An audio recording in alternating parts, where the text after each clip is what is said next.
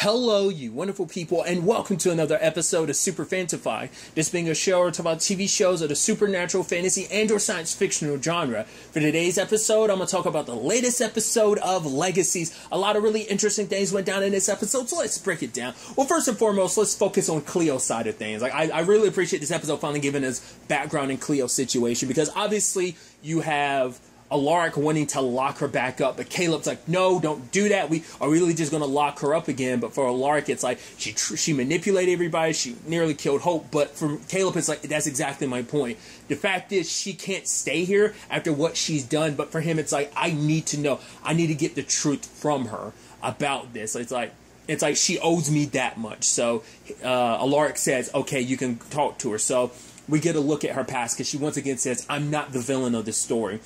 And seeing her as a young child kind of touches me in like my heart a little bit, because she reminds me so much. She kind of looked like the actress who played her as the younger version of herself reminds me of my niece, in particular my youngest niece. And it just like it kind of made me go, makes me want to be even more protective of her because of that. Like I said, she really reminds me a lot of my niece, especially the way she was kind of like the little time we spent with her definitely reminded me of my youngest niece. But nevertheless, when it came down to it, we found out, obviously she lived in a village. Also, we found out how old she is. She's centuries old. You know, in actuality, when you actually break it down, her situation's not the exact same. It's actually similar to Freya's situation. I didn't even really think about that last time, because it's like, right, you know, Freya was out for hundreds of years. Well, she was connected to their aunt for so long, but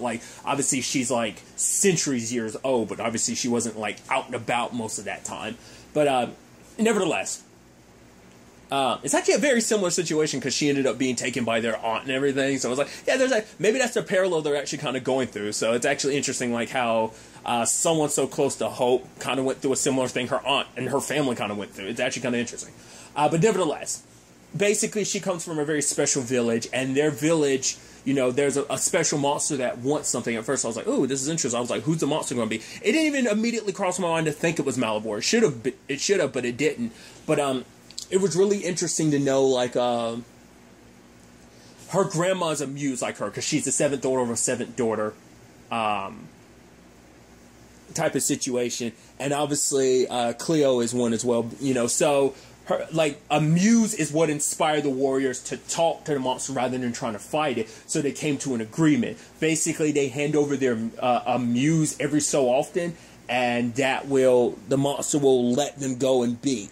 So, which begs the question, what happened to the previous muses? Did they never live up to Malivor's standard, and did they just eventually grow old and die? Probably, that's potentially where it is. That's probably why he comes back for more and more. So, her grandma's willing to sacrifice herself for, you know, the village, but Cleo ends up sacrificing herself, because you have to be the one to protect the village, so I'll sacrifice myself. And you're like, oh no!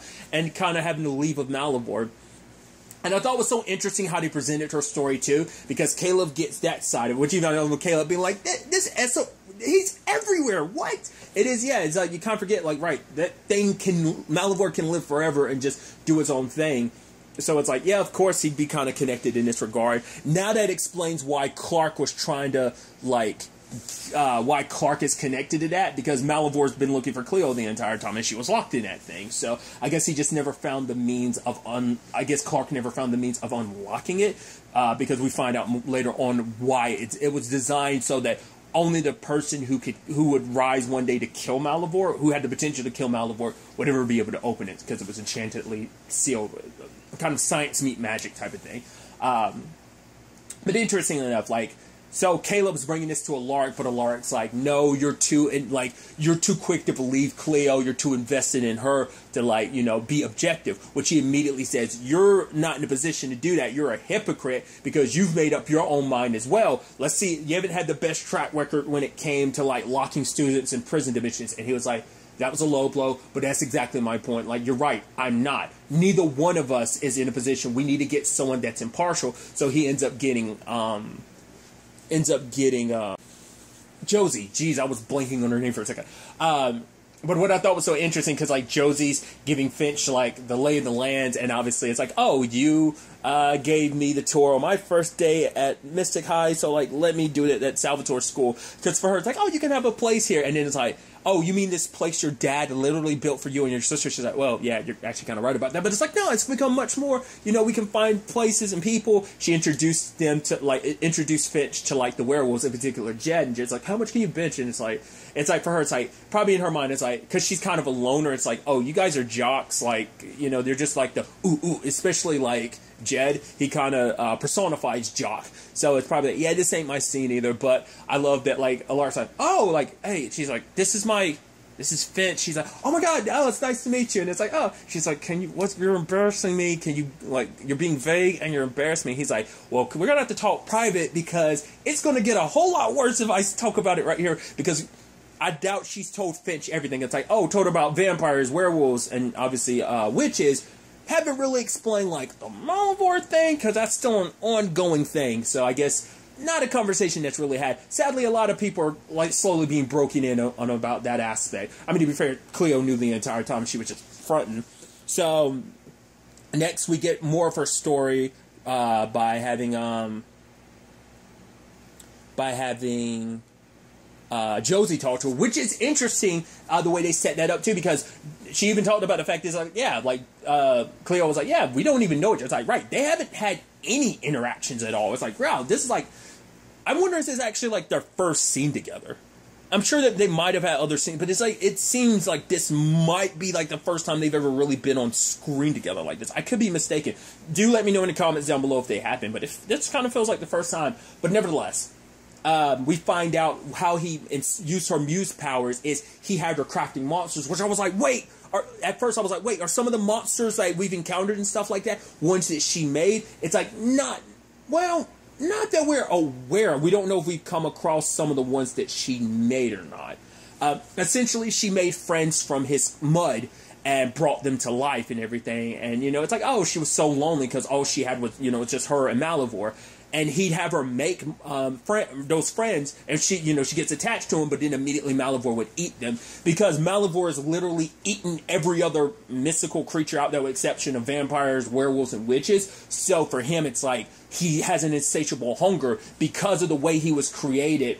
It was a situation where, like, I'm meant to just constantly devour, so I have this constant hunger, and I can't feel it because there's literally nothing else for me to eat. So that's why he's been having muses make him creatures to eat over and over again to satiate that. And it's like, interestingly enough, it ended up being a case of, like, it's something that she ends up talking about where it's like, basically to escape his prison of the way he was designed, he imprisoned me, so we were kind of stuck in this together. So basically, she's the one that gave him the inspiration for what would eventually lead to him creating Clark and eventually creating Landon, trying to, like, find a perfect... Which I wonder, like, at that point, I don't think Clark was about a right... We don't know when he made Clark. Like, obviously, Clark's like a couple hundred years old, but we don't know when he made... I don't know if it was after this Cleo thing that he made Clark, or maybe it was... I would assume it had to be after this, well after the fact, because Clark wasn't there with him. I mean, you know, obviously Malivore's not the most loving father, obviously, but it's like... It took a long time until he was able to gather the necessary pieces. To be fair, he had his... I don't know if that was Clark's help getting a Phoenix and all that stuff, too. I'm sure that was something he just kind of did on his own, but probably getting a Phoenix probably took a long time, or at the very least figuring out how to do all this without... Because he probably would have come to the, like, the full solution of how to do this sooner, but he didn't have his inspiration. He didn't have a muse, because... At least that we're aware of, it seems like she's the only muse out and about, so we don't know if there are any others out there. It might be... I mean, there are different bloodlines of, like, werewolves and witches and stuff like that, so being a muse might be something that only runs in her bloodline. To be fair, she has other, like, sisters, so she could actually have family out there. I think she might have talked about that a little bit, but she does have family somewhere out there. She probably just hasn't been in contact with them, because it's like, if I get in contact with them, I'm just going to draw them into this, especially if it turns out they're muses as well. I don't know if she talked, like, I remember she talked about the fact is, like, she knows her grandma's, like, in heaven, and she hopes, like, oh, maybe she's watching over me. And once again, it's been years and years and years, so hopefully that village is still there. Hopefully their bloodline is still kept going, but that might be a part to play in this story. Like I said, I don't think she gave it any responses to that. To be fair, she hasn't really had an opportunity to check things out subsequently since being locked away. And now that she was free, she immediately jumped on, like, okay, I pretend I'm showing up at the school, yada, yada, yada. So, but, I went on that whole tangent. But right, my whole point is without a muse, it took him a very, very long time until he got to the, I know how to make Landon human and a phoenix, and that way I have an immortal body that even if I die, I'll keep coming back. It's probably because his interaction with the circumstances with Cleo probably made him decide to go down the Phoenix route, because she ended up ultimately making him a body, which obviously you had Josie being like, "Oh, never make a deal with the bad guy." But it's like, correction, never make a deal with the bad guy unless you had the means to screw him over. And obviously she did. Because for her, it's like, he's like, "I'm never going to let you go. Like, because you're kind of my muse and everything. So because basically he wants to get revenge against the werewolves, vampires, and witches that are responsible for his creation and stuff like that. Because once again, he wants to wipe them all out and then eventually replace them with the super beings that he's going to create, in his own twisted way. It's because he doesn't want to be alone, and he's going to make more children and more people like him, kind of similar to a Clark, but a more perfect being and stuff like that. Probably made from like every supernatural being in existence into one being, and like he'll make multiple, and it's like, we will populate this world, yada yada yada type of thing. So I think that's so. But obviously Cleo had manipulated his body. It's like, I made your body so I have control over it. So maybe you'll stay here and starve to death. Obviously, eventually breaks out. But it was enough time for Cleo to get away. Eventually, she, obviously, well, before we get to, what Alaric learned about her, we had Josie confronting her dad, being like, "Yeah, this is the right thing to do, but despite everything, you're still trying to go down this route. Even though you're trying to you're making it seem like you're giving her a chance, you still have decided already." Because it's like, Cleo was forced into our situation, because at first Josie was like, "I thought we were in a similar situation because I did dark magic and I did a lot to hurt people, but our circumstances are different. I chose, yes, I was manipulated, but I chose to use dark magic, and that led me down my route. Everything Cleo did was because she was a prisoner and just trying to survive. So, our stories are different." It's also like, you didn't really punish me. You let me come back to the school like it was nothing. It's like, "You're my daughter. What do you expect me to do?" He's like, "Yeah." And if Cleo was your daughter, would we be having this conversation at all right now? The fact is that you have to...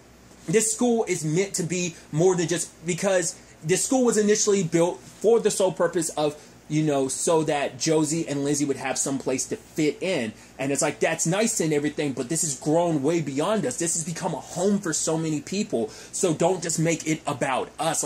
Everyone else here matters as well. So you can't be judge, jury, and executioner when it comes to this type of stuff especially when you're kind of having your hypocrisy about me and stuff like that. So Alaric ends up visiting her and kind of learning the rest of her story. About, because it's like, why do you need Hope to die? And it's like, because, once again, she needs to be a full-blooded tri-bred to kill Malivore. That's why she wasn't able to kill him when she jumped in at the end of Season 1. So, for her, it was just kind of this is a necessary evil, because it's like, it needed to be done. It's like, she talked about, we find out, a lot of the monsters that we encountered up to a certain point were her. Obviously, it's like, oh, this school needed money. The Leprechaun, that was me. And it's like some of the stuff, even the ferryman, that was her, because she needed Hope to give up on landing, because I don't want her to open a portal and Malivore to come through. Luckily, because they did that, the real Landon was able to come through, which that's a whole thing we'll get to soon enough. But it is a situation where things kind of worked out to a certain extent, but it's also because Hope wouldn't let go, I think eventually Cleo would have probably gotten close enough to Hope to maneuver into, hey, you need to become a full-blooded tri-bred, but it's things went sideways because Malivore found out she was alive and started sending actual monsters after them. So she had to escalate her plans, and damn it, I'm backed into a corner. She found out about Landon. It's only a matter of time. Damn it, all right, I got to kill you for the sake of not just me, but for everyone, because Malivore has to die, and you're the only means to do it. So she's kind of apologetic about having to go down that route, but it is a situation where Alaric is like, I can't let you do that to Hope, because Hope has lost so much. She lost her mom, her dad, her uncle, and the fact of the matter is she may want a family of her own one day, and that's not going to be possible if she becomes a vampire. Plus, becoming a vampire has its own struggles and issues that you kind of have to live with, so... I mean, she's a unique case. She's a tri-bred. We've never had something like this before. Yes, we've had a handful of hybrids, but a tri-bred, especially at this point in time becoming a vampire, we have no idea what that'd do to her. Once again, whose daughter she is, Klaus Michelson. Some of that shit's gonna, like, some of that's gonna, like, trickle down, like, in your genetics to a certain extent. I mean, to be fair, her dad had his redemption moments, but once again, 1,000 years of wreaking havoc and blood and death. So it's like, we don't know what that vampire side of thing, like, we don't know what the tribred will, being a full-blown tribred, like, whether that will change her or not. Maybe not, you know, she'll still maintain herself, but still, like, becoming a vampire is not the easiest thing, aside from just, oh, you won't be able to have a family of your own one day. So he doesn't want to take that from her, and obviously, Cleo eventually admits, like, right, like, her grandma told her about sacrifice, and, you know, there's sacrifices necessary, but it's like, for her, it's like, I shouldn't have done what I did, because at the end of the day, it's Hope's sacrifice that has to be made. So it's ultimately her decision. I had no right to kind of take that decision from her. I should have presented it, but I was just so desperate to get rid of Malivore. So, all right, what are you going to do with me? And ultimately, Alaric just says, like, you can decide. You know, your life is yours to decide. Whether you want to stay here, that'd be fine. But it's like, you decide what you want to do. So, but sadly, we ultimately find out Cleo decided to leave, which, because obviously it turns out, like, you know, she had talked about it a little bit, like, she met Leonardo da Vinci, and it's like, oh, that was like her first love and everything.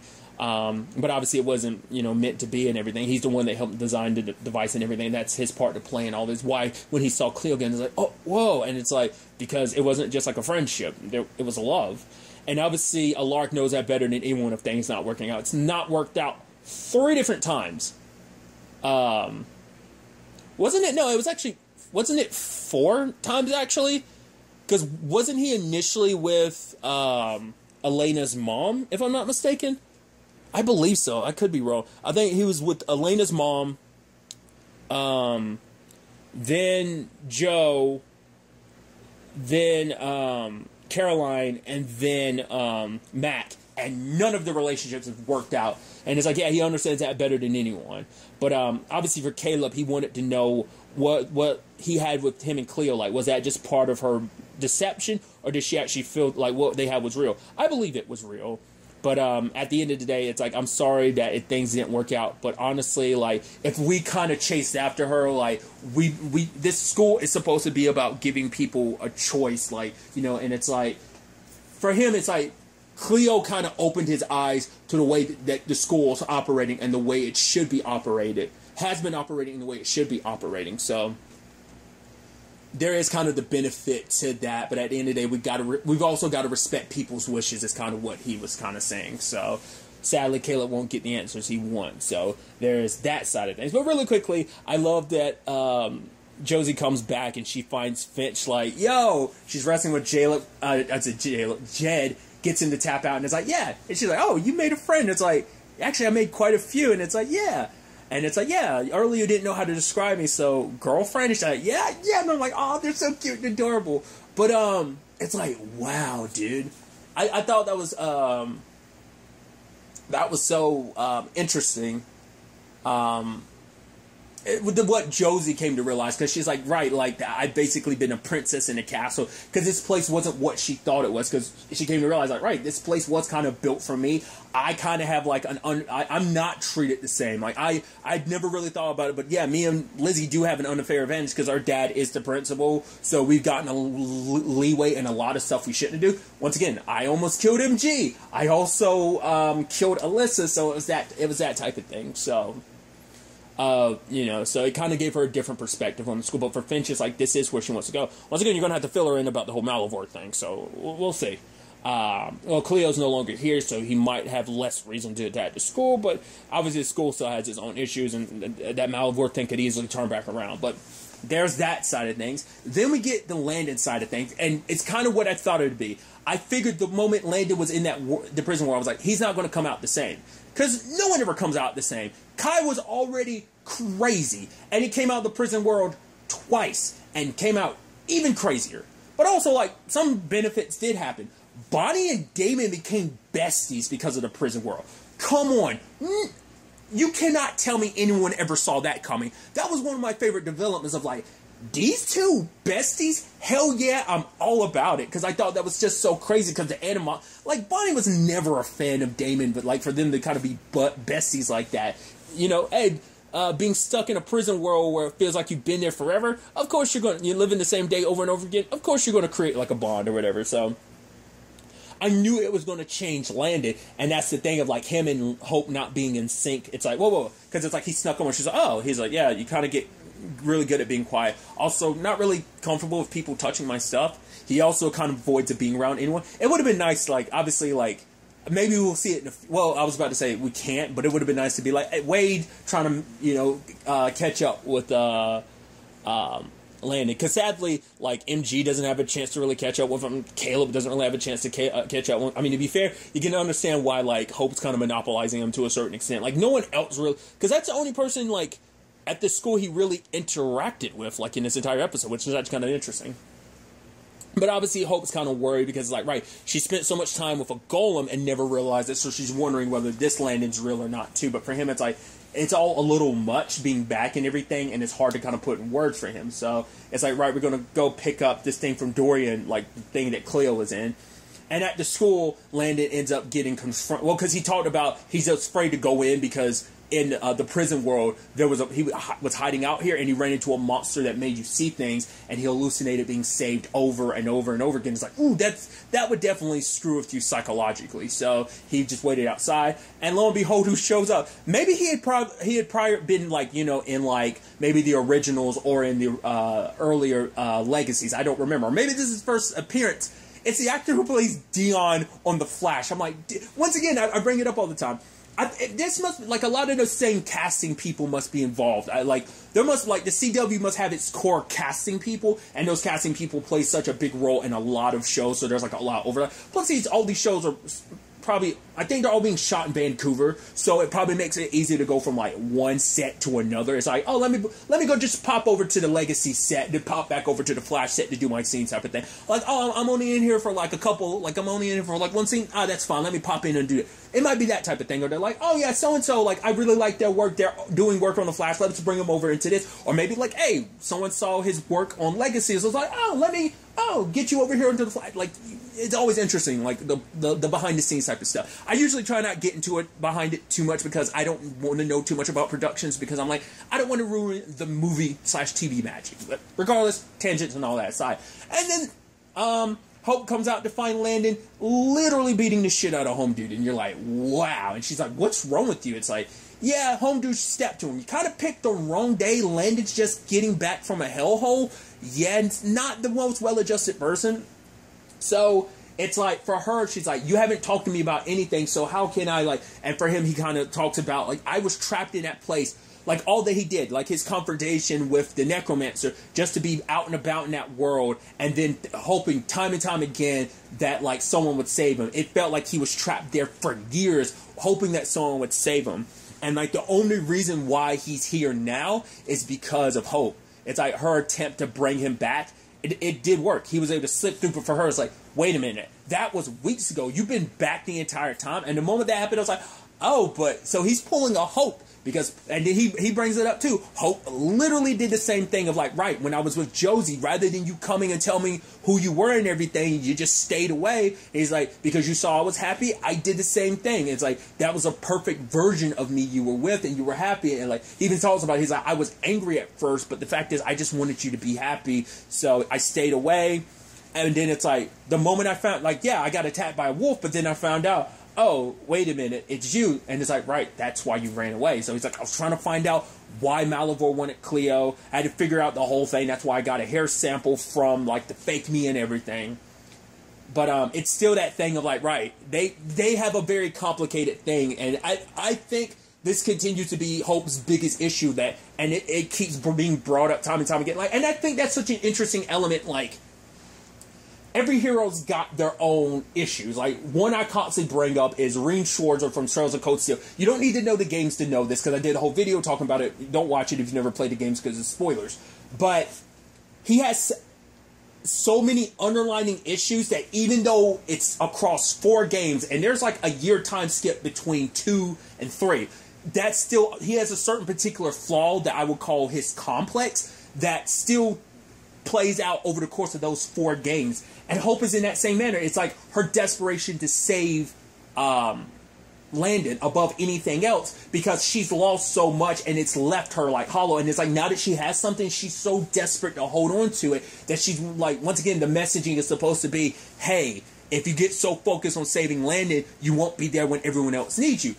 Kind of noticed like what was kind of happening on the other side of the episode. It's not like they needed her, but she was so focused on the Landon side of thing, like everything else kind of fell short. It does time and time again, which I know some people like have had an issue like, oh, I just hate this being all about Hope saving Landon. Like someone hit me up a little while back about they didn't want that just to be the arc, but I think it's such an interesting aspect. And I've said time and what I had said before was she becomes very like hyper focused.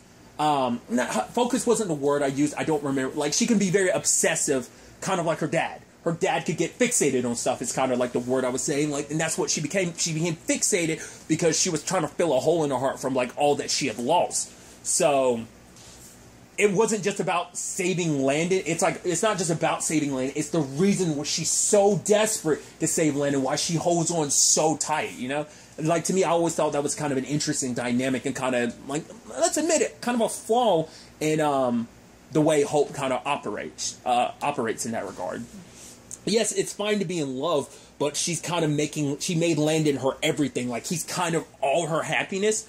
And so, like, she didn't really make room for, like, friends and stuff around that. Like, her friendships and stuff like that have kind of fallen to the wayside because all that matters is Landon, you know? So, I think that's such an interesting aspect to it. But, it kind of proves that, like, right, we're kind of not right for each other in that regard because we kind of bring out that unnecessary aspect within each other, you know? At least that's kind of how I'm seeing it. But, yeah, they get attacked by, interestingly enough, the monster that Malivore was in. I guess at some point he ate it after it's like, right, and he was able to kind of just, that, I guess it has a life of its own because, and so I guess he just ate it at some point in time. Like, after he escaped it, he just ate it because he was so damn hungry.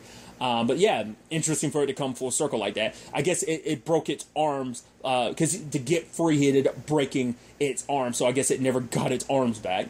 But two of them working together, also the thing of like, right, don't get to each other, our blood doesn't mix well together. But it's like, yeah, them working as a team, like, you know, once again, seeing Landon kind of be a hero and stuff like that. It's like, yeah, because he's like, yeah, like, sometimes you just got a straight fight. So it's like, yeah, we make a good team. Sadly, the thing ended up breaking. Granted, they don't need it at the end of the day, but still. But when it's all said and done, though, Landon breaks up with Hope. Because for him, it's like, this was never good. Like, what this whole situation proved to me is that we are doomed. Like, I am Malivor's son. You are the only thing that can kill us. And it's like, we were never meant to be together. Like, this is like the world trying to, like things have told us time and time again, we weren't meant to be together. But we, you know, but like Hope, it's like, no, like, anyone else can say that. But if we don't believe that, we can make this work. But for him, it's like, he can't stay at the school, especially if he's not by her side. Like, he has no, like, she was his main reason for staying in the school in the first place, because his other reasons for staying was like Raphael, and like Raphael's going, so it's like, it's kind of like, I can't be here anymore. So it's so sad and heartbreaking that things kind of ended this way, because for him, he had talked about the fact is coming back that he was like hoping that things had changed, but they hadn't. Like, I think once again, her desperation to save him and just us constantly caught in this cycle and being who we are, it will never work out. So he ends up leaving, and lo and behold, stops at the bus stop, and it's like, runs into Cleo. She's like, I'm gonna find another way to kill Malivore. He's like, need a hand? It's like, as a son, I can help you. I want him just as dead as you do. So I don't know, like, killing Malivore, it ultimately won't probably like reunite him and Hope. Maybe it will, but at the very least, like, if they find another way, Hope won't have to worry about becoming a tri-brick just to stop him. So there's that element to it. Part of me wonders, are we going to end up setting up a Cleo and Landon relationship? Because let's face it, like, let's look at some relationships in the Vampire Diaries universe. Not everyone ends up with who they were kind of meant to end up with. Like, I mean, like, we started with Stefan and Elena, and what did that eventually turn into? That turned into Stefan and Caroline, which that had some bumpy roads, and eventually Damon and Elena. So, like, I would have never saw that coming. I would have always expected, probably people who read the book probably knew that was going to be a thing, but I thought, I would have just always expected, just because of who Damon was, but that ends up being an aspect to it, him growing and changing, being a different person, kind of like Elena kind of finding her dark side a little bit when she became a vampire. But yeah, I would have always thought it would have been like Stefan and Elena all the way, and it's like, that ended up super not being the thing. Not even like, oh, at the very end, it's like, no, like, because like Caroline and Stefan become a thing in like season, or at least the beginnings of it is like in season 4, if I remember correct. I could be mistaken. But yeah, you never know how like relationships are going to play out. Maybe we'll come back to this eventually, and it will be a Caleb and Cleo thing, and Landon and Hope can make it work. Who knows how that could all ultimately end up playing out? But I'm very, very interested to ultimately see where all of this ends up taking us. I'm curious, like, will we see anything with Cleo and Landon? Will we cut back to what they're up to, or not at all? Will it just be like they'll be doing their side thing, and then eventually, like when they discovered something or when they're on the run, we'll cut back to them and they're kind of forced to come back to Mystic Falls for whatever reason? I'm wondering, is it going to be something in that vein? We'll ultimately have to wait and see. There is no, Legacies is going on a 2-week break and won't be coming back until June 10th. So do keep that in mind. No new episodes the next 2 weeks. So, but really, that's all I'm going to talk about. To the next time we meet, be happy, be safe, love life to the fullest, and enjoy it. Good day and goodbye.